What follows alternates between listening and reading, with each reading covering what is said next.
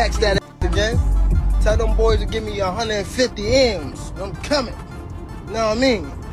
When I start streaming out that, and that, stop it. Knock it off, cuz. Stop it. Tell them to send that bag, and I'm coming. And I'm, you know. Gervonta Tank Davis initially stated he can't fight YouTube sensation turned professional boxer Jake Paul, who is 12 wins, 1 loss, no draws, 7 wins by way of knockout, until he reached the status of Floyd Mayweather, Manny Pacquiao, and Canelo Alvarez. I think it's great for boxing. I think like boxing right now is like on top, you know what I'm saying, of the sport, bro. You know, one thing is boxing will never die, bro. Like everybody wants to see that kind of combat. Gervonta Davis gave his first thoughts on the Jake Paul fight, making it clear he isn't impressed. Davis confidently stated that Jake can't compete with him, dismissing the YouTuber turned boxer as nothing more than an Instagram fighter. He added that Jake is just fat and lacks the skills or experience to truly challenge him, leaving no doubt about how little he values Jake's chances. To me, like, I don't think that would even be like fair. No, I think that he's you know how he got fat? He's a Instagram boxer. Yeah, he's a good-looking guy. Like, Yeah. I wouldn't want to leave my girl I wouldn't around say him and that. shit, but like, I don't know No, he about would when it comes to definitely fuck my boxing. Like, It wouldn't be fun. He's no, really good. I wouldn't want to leave. No, he like, would. It's not you fair. know, I'd probably be a little worried, to be honest. But With Ryan? when it comes to boxing, Ryan it's looks like a Greek Tank, goddess. Tank would fucking toss him down. No, he Yeah. does. He's a good-looking dude. You're right. I would be afraid Yeah. to leave my girl around him. And he is dope to watch in like the Instagram videos and shit too. Like he has fast hands and shit. He's obviously a good boxer, but Yeah. what about when it comes to like this level? It wouldn't even be fair. He can't compete with me. People in the gym will tell you like I've already. Davis has never been shy about speaking his mind on opponents, and Jake Paul has often been a target. In earlier interviews, Davis dismissed the idea of facing Jake, saying he'd only consider it if Jake ever reached the status of legends like Mike Tyson, Manny Pacquiao, or Canelo Alvarez. By setting that bar, Davis stressed that boxing is about legacy, respect, and accomplishments earned over years, not quick fame or social media buzz. But now, with the fight officially confirmed, fans have noticed the shift. Many point to the contrast between Davis's earlier stance and his current acceptance. Critics argue that while he once prioritized legacy, the lure of a massive payday may have swayed him. To them, Davis has gone from dismissing Jake as irrelevant to seizing the opportunity when the money came calling. This change has sparked debate, raising questions about whether Davis is staying true to his legacy-driven ideals or simply cashing in on spectacle. Gervonta Tank Davis initially stated he can't fight YouTube sensation turned professional boxer Jake Paul, who is 12 wins, 1 loss, no draws, 7 wins by way of knockout, until he reached the status of Floyd Mayweather, Manny Pacquiao, and Canelo Alvarez.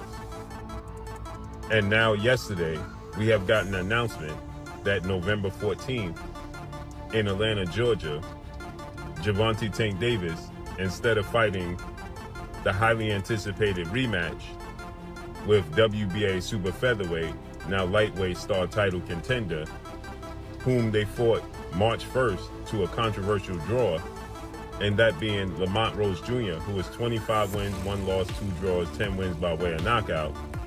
Gervonta Tank Davis is instead going to fight Jake Paul. So now he views himself on the level of Floyd Mayweather, Manny Pacquiao, and Canelo Alvarez. He feels like he has achieved what he set out to achieve to reach that level. And/or he just seen the money flashing and decided that's the right direction to go in, because he clearly has not reached that level. He said that he had to do things in the sport of boxing still and fight his peers He's only fought one guy. Davis had previously said he wouldn't fight Jake Paul, who is now 12-1 with 7 knockouts, until Jake reached the level of Floyd Mayweather, Manny Pacquiao, or Canelo Alvarez.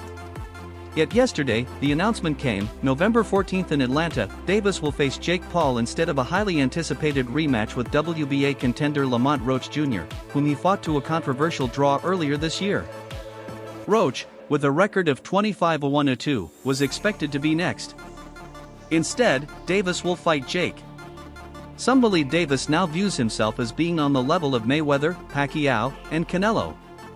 Others argue he simply saw the money and went for it. Shakur Stevenson, undefeated and highly skilled, also weighed in. He acknowledged that Jake might have a size advantage, but insisted it won't matter against Davis. Stevenson explained that boxing is decided by skill, speed, and intelligence, not size. In his eyes, Davis has all of that in abundance. He dismissed the idea that Jake could truly compete, pointing out that Davis's explosiveness, accuracy, and power far outweigh Jake's physical frame. Coming from Stevenson, known for his sharp analysis, this opinion carries real weight. His last fight when he fought Lamont, Jake Paul was at the fight. He told y'all he was going to fight somebody like Jake Paul, so I'm not shocked. It don't surprise me, so. You know, Shakur, Jake, when he fought Mike Tyson, he was 227 pounds. He was 199 and like 199 point something his last fight against Julio Cesar Chavez Jr. He hasn't been only boxing for a couple of years. He's 12-1. Tank Davis obviously been boxing his whole life. He's 30-1. He's knocked everybody out except for 3 opponents in his life. At what point does size matter so much, though, where it can't be overcome, Shakur? And is it in this case here, when you've got what is like a 70-pound difference between these two guys? I mean, size will play some part of the fight, but if I'm thinking like I'm Tank, I'm probably just gonna go out there and try to outbox him and use my knowledge and IQ against him. So I can see Tank just outboxing him and making it real easy. Is there any way any realistic or legitimate way in your mind you could see Jake Paul winning a fight against Tank? No. No way. Nope. Not a lot of people have talked about Jake and say he's got good power. Not even and I get anything could technically happen, but you don't even see a realistic shot where he could land one big punch, and Tank being so much smaller, he just can't handle the power. Nah, not at all. I think Tank is he's been boxing his whole life. Been boxing since a kid, so I doubt like that's gonna be an issue or a problem. I think Jake is good for where he's at, but I think it's just levels. British heavyweight Dave Allen expressed disappointment with the matchup, calling it another unnecessary exhibition-style fight. Allen said boxing should focus on real, competitive matchups, not spectacle-driven events. He argued that Davis, who has already proven himself, shouldn't lower his career value by fighting Jake Paul. Instead, he should be taking on legitimate challenges or retiring on his own terms. Allen criticized the trend of exhibition matches involving influencers, saying they're more about money and entertainment than the authenticity of boxing. In his view, the best way to respect Davis's career isn't by matching him with Jake, but by honoring his legacy with meaningful fights. He's training this fight, but fighting against real bears. This is true. People are going, no chance, no chance. Do you reckon this guy, could he be the toughest of the opponents so far, do you reckon? I don't think he's the best that I've faced. I've faced a few Olympic medalists, a few world title challengers, but I think he's probably the most dangerous. Maybe not the best boxer, he might not be the most technical, but he hits really hard, he's really big and strong, so yeah, I think it's the most dangerous task I've faced, but he may be not the best fighter I've been in with. Whereabouts is the fight, Dave? Where are you fighting him? He's still at Sheffield Arena, right? Headlining in Sheffield, which is like my local arena. So yeah, it's a big night for me. He won his last fight, didn't he, Dave, against Ricardo Brown, and 20 wins, 19 KOs he's got. So like you says, he is dangerous. How's the training gone for you ahead of this fight? Yeah, it's been good. He's put a bit of fear in me, to be honest. I have had a bit of genuine fear.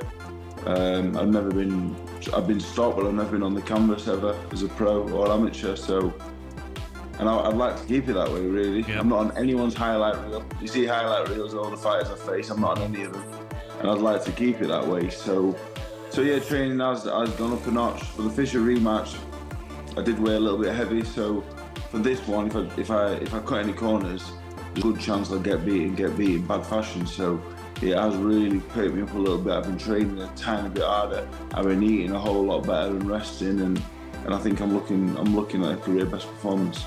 Good man. Let's move on top of this big news of the day. Cruiserweight Jake Paul and WBA lightweight world champion Gervonta Davis will step in the ring together in an exhibition in Atlanta November 14.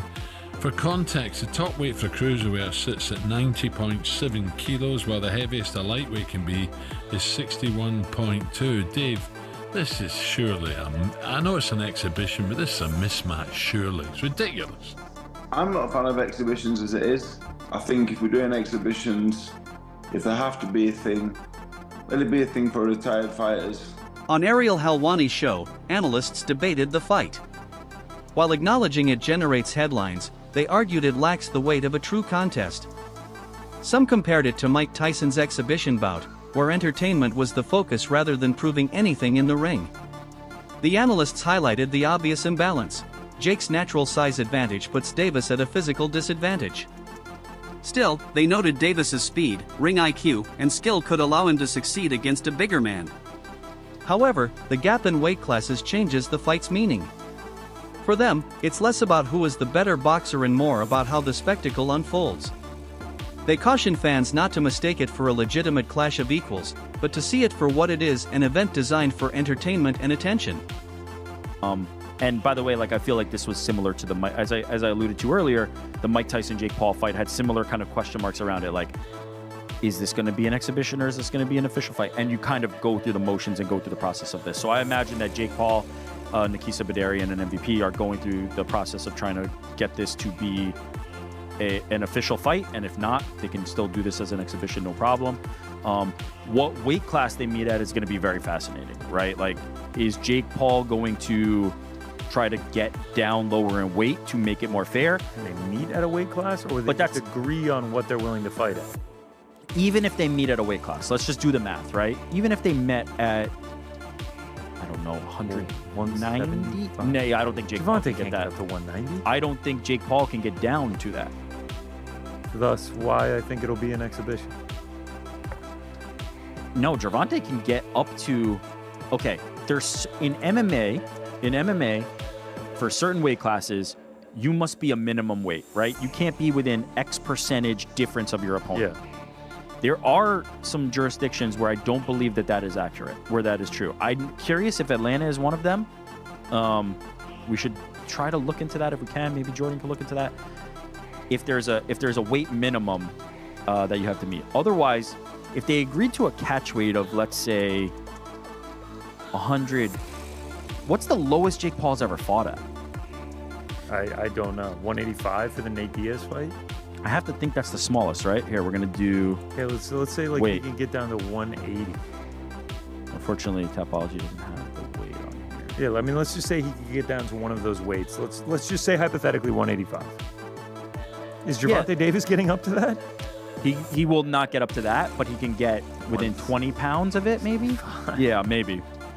I mean, do you think it's a strategic move for them to put it in Atlanta? Former super middleweight champion Carl Froch didn't hold back. He called the fight an absolute joke. Known for his blunt honesty, Froch argued that such matchups damage boxing's integrity. He said Davis should focus on legitimate challenges in his weight class, and that Jake Paul's involvement in boxing should stay separate from elite-level fighters. Froch's sharp dismissal reflects the frustration of many purists who feel spectacle fights are overshadowing true world-class contests. Just here at Los Naranjos in Viva, España, and I found out that Gervonta Davis is now fighting Jake Paul. So Jake Paul was supposed to be fighting AJ. Eddie Hearn announced 99% done, which we've just spoke about. What next for AJ? Potentially Jake Paul. But it now looks like that Jake Paul is fighting one of Anthony Joshua's legs. He's fighting Gervonta Davis, somebody who's a quarter of his size. I don't even know what's going on. Has Eddie Hearn been played? Let me know what you think, but the AJ fight with Jake Paul's finished.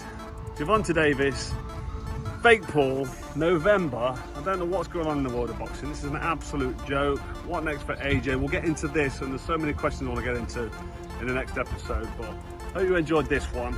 And yeah, just thought I'd give you a quick update because the news has just come in, and I'm just trying to relax and play a bit of golf, and I can't. I've got to get it off my chest. I'm going to add it to this video. Hope you enjoy it. Don't forget, if you haven't already, hit like, share, and subscribe to the best channel in the business, Frotch on Fighting, and we'll see you very soon. Veteran boxer Gabe Rosado took a different angle. While many criticized the fight, Rosado pointed to a surprising benefit: the undercard.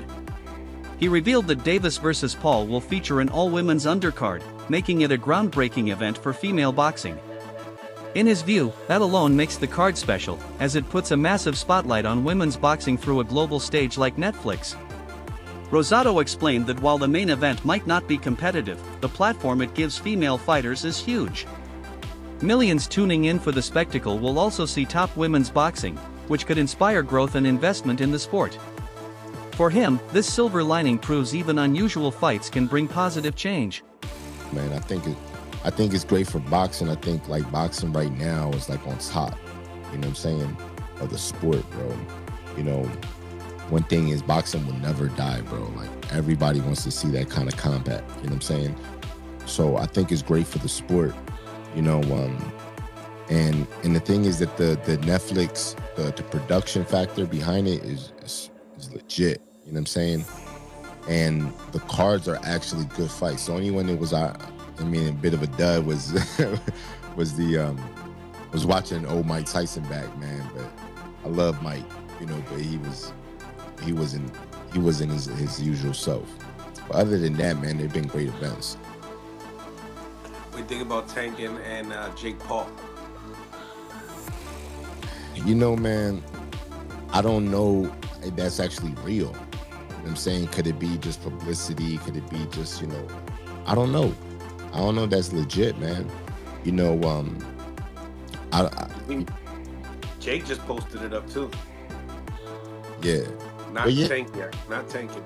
Yeah, that's part of the biz, man. It's just, look, man, one thing that I learned being around Jake, you know what I'm saying, is post early. Huh? What's up? Posting a little early. No. It's just like he just gets people talking. You know what I'm saying? And he keeps his name, you know, on the top of the subject. You know what I'm saying? So, it's marketing, bro. It's marketing. Promoter Eddie Hearn added more intrigue, suggesting that a fight between Davis and Shakur Stevenson could follow the Jake Paul bout. He argued that the sequence makes sense both financially and competitively. Davis vs. Paul brings mainstream attention and revenue, while Davis vs. Stevenson gives purists the real boxing spectacle they crave. Hearn stressed that Stevenson has the talent and discipline to push Davis, and a matchup between them would be monumental for the lightweight division. I will have to come up with something for Shakur Stevenson. If I don't, that may be the end. It's got to work for me as well as Shakur. Maybe I haven't got anything for him, maybe he hasn't got anything for me, but right now I know what we agreed with His Excellency, and that's what we'll do for now, and then see where we go. I know you said you wanted to make that tank fight, so hopefully we can see that in the future, Eddie. Jake Paul, isn't he? So he's got, I don't know whether he'll fight, what's the rematch? Lamont Roach. I don't know if he'll still fight Lamont Roach. I know he's fighting Jake Paul in November, and then maybe Shakur after that. Thank you, Eddie. Thanks. Public reaction has been sharply divided. Some fans are excited by the entertainment value, while others strongly disapprove. One of the loudest critics is Lamont Roach, who accused Davis of ducking him by choosing Jake Paul over their anticipated rematch. Roach argued that true contenders, who've earned their spots, are being sidelined, while someone like Paul, who hasn't, gets the spotlight. For Roach and many others, boxing should reward hard work, skill, and legacy, not just popularity and spectacle. Received a whole lot of backlash from the boxing community, with many saying that in a way they felt somewhat betrayed and very, very disappointed. Lamont Roach reacted to this news by calling Gervonta Davis a duck, while Ryan Garcia said that the WWE influence has officially spilled over the boxing industry. Now, going through multiple boxing forums, Tank's fanbase, who normally are very active in regards to defending Gervonta Davis, have been noticeably silent. This glorified sparring session is expected to make a lot of buzz, and even though it may be for all the wrong reasons, well folks, just like Tyson versus Paul, this too is expected to make a lot of money for both contestants. Critics online have pointed out that Tank Davis, who's been very vocal about wanting to retire for quite some time now, could be doing just that with one last big payday in exchange for honor, pride, and of course... That's it for today's video. Stay tuned. Until next time.